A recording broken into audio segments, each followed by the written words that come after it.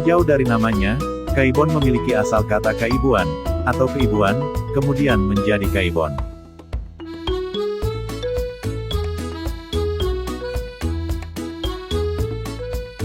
Keraton ini dibangun pada tahun 1815.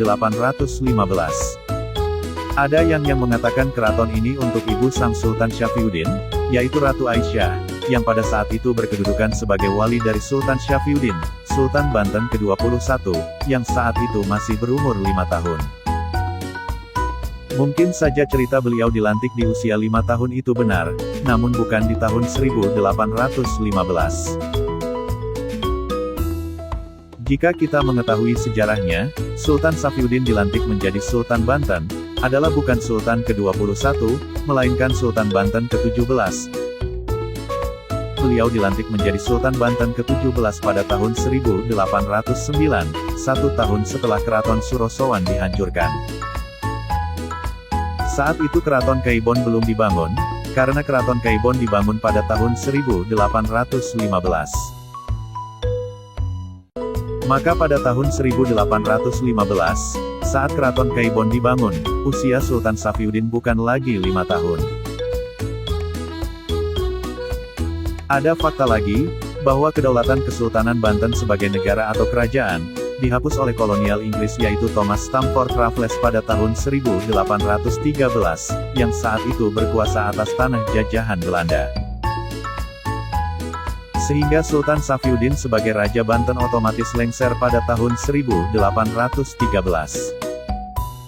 Kesultanan Banten hanya diberi kewenangan untuk memegang kanasiran Masjid Agung Banten, kepemimpinan agama, dan kepemimpinan adat di wilayah Banten, tanpa memiliki daulat atau kekuasaan sebagai pemimpin negara atau kerajaan yang dulu pernah ada di wilayah itu.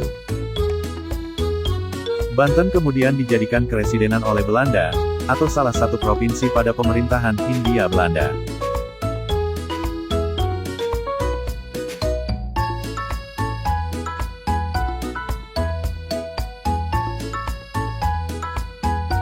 Setelah berdiri selama 17 tahun, Keraton Kaibon dihancurkan oleh Belanda, tepatnya pada tahun 1832.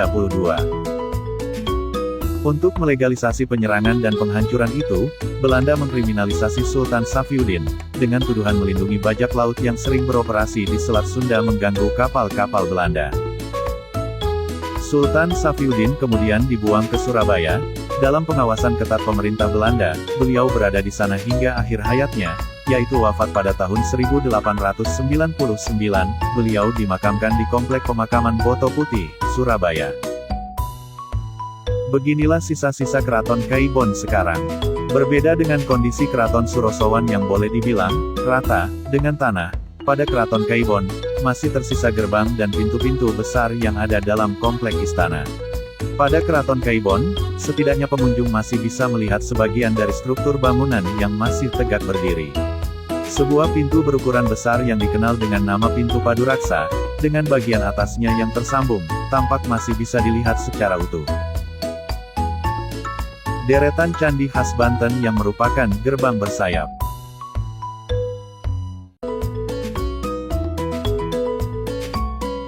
Di bagian lain, sebuah ruangan persegi 4 dengan bagian dasarnya yang lebih rendah atau menjorok ke dalam tanah, diduga merupakan kamar dari Ratu Aisyah.